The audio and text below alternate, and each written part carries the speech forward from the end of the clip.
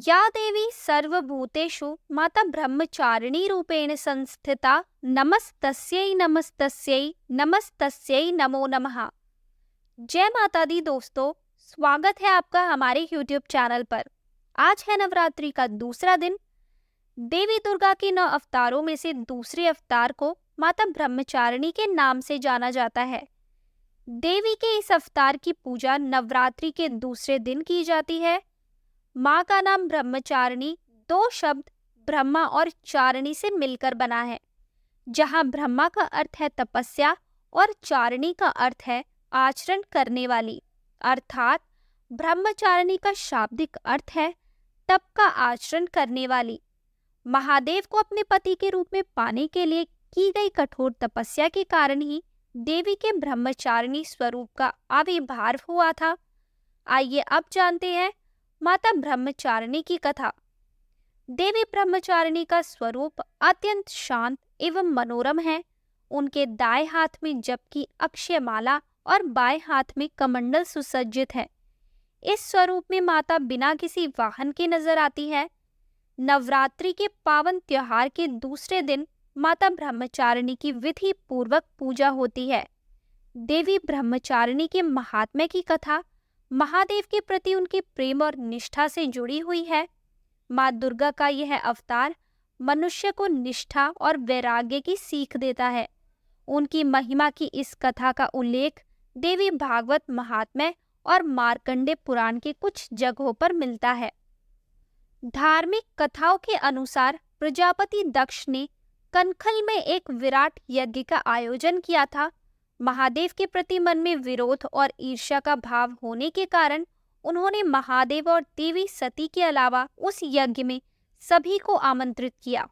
जब देवी सती को इस यज्ञ के बारे में पता चला तो उन्होंने यज्ञ में पहुंचकर अपने पिता से ऐसा करने का कारण पूछा। इस पर प्रजापति दक्ष ने अपनी पुत्री और महादेव को अपशब्द कहे और इस अपमान से व्यथित होकर देवी सती ने भगवान शिव का ध्यान करते हुए योगाग्नि द्वारा अपना देह त्याग दिया। माता सती के आत्मदाह के बाद समस्त सृष्टि जैसे ऋषिहीन हो गई और महादेव भी उदासहीन हो गए। देवताओं ने महादेव की ऐसी हालत और दानवों के उपद्रव से त्रस्त होकर आदि शक्ति का ध्यान किया। तब देवी आदि शक्ति ने सभी देवगणों को आश्वस्त किया कि वह बहुत जल्द पर्वतराज हिमालय के घर कन्या रूप में अवतरित होगी। यही कारण है कि कालांतर में देवी ने हिमालय और मैना के घर जन्म लिया। पर्वतराज की पुत्री होने के कारण देवी पार्वती शैलपुत्री कहलाई। ऐसी मान्यता है कि एक बार हिमालय ने देवर्षि नारद से देवी पार्वती की जन्म पत्रिका को ठीक से जांच करने का आग्रह किया था। देवर्षि ने देवी पार्वती की जन्म पत्रिका देखकर यह बताया कि आगे जाकर वह त्रिलोक के स्वामी महादेव की संगिनी बनेगी।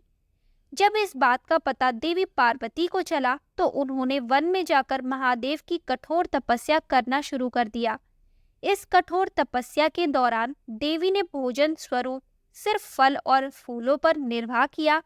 तत्पश्चात उन्होंने सूखे बिल्व पत्रों को ग्रहण करते हुए अपनी तपस्या को जारी रखा। एक समय ऐसा भी आया जब देवी निर्जला और निराहार महादेव की तपस्या में लीन थी। महादेव को पाने के लिए देवी की इतनी कठिन तपस्या के साक्षी सभी देवी देवता एवं ऋषि मुनि बने और उन्होंने देवी पार्वती की इस तपस्या को अभूतपूर्व बताया। जब देवी की कठिन तपस्या के कारण उनका शरीर कमजोर हो गया था, तब सभी देवताओं और ऋषियों ने इस तपस्या से प्रसन्न होकर उन्हें यह आशीर्वाद दिया कि उनकी सभी इच्छाएं पूरी होंगी और उनका विवाह महादेव के साथ ही संपन्न होगा।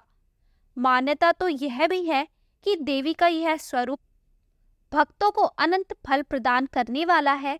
इनके इस स्वरूप को समस्त विद्याओं की जननी माना गया है और इस स्वरूप में देवी सफेद वस्त्रों में नजर आती है।